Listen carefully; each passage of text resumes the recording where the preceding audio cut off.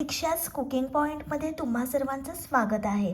आज आपण बनवणार आहोत सुक्या जवळ्याची खमंग कोशिंबीर।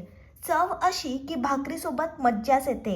झटपट, खमंग आणि एकदम देशी चव सुक्या जवळ्याची खास कोशिंबीर।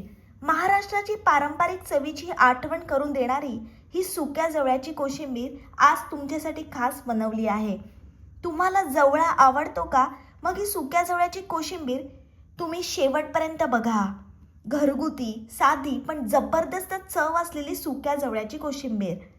मस्त आपल्याला जवळा घ्यायचा आहे। जवळा आपण निवडून घेणार आहोत कारण बऱ्याच वेळा जवळ्यामध्ये रेती किंवा छोटे दगड असतात। आता हा जवळा आपण मस्त भाजून घेणार आहोत। तवा छान आपल्याला हाय फ्लेमवर गरम करायचा आहे आणि मस्त खरपूस रंगापर्यंत लालसर जवळा होत नाही तोपर्यंत छान आपण भाजून घेणार आहोत। ग्रामीण भागामध्ये बऱ्याच ठिकाणी रेसिपी बनवली जाते। पूर्वी लोक शेतात काम करायला जायचे तेव्हा ही जवळ्याची कोशिंबीर आणि तांदळाची भाकरी न्याहारीसाठी न्यायची। तीच आठवण जागी करून देण्यासाठी मी ही रेसिपी बनवली आहे।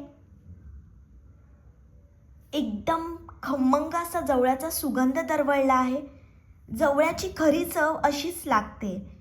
जे सी फूड लवर आहेत त्यांनी ही रेसिपी जरूर ट्राय करा, तुम्हाला खूप आवडेल। हे बघा मस्त जवळ्याचा रंग आता बदलत चालला आहे। जे नॉनव्हेज प्रेमी आहेत त्यांनी ही रेसिपी जरूर ट्राय करा।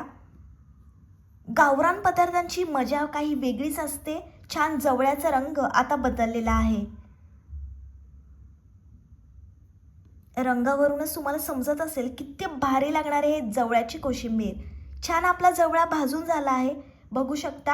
आता हा जवळा आपण ताटामध्ये काढून घेणार आहोत आणि मस्त फोडून घ्यायचा जवळा आपल्याला।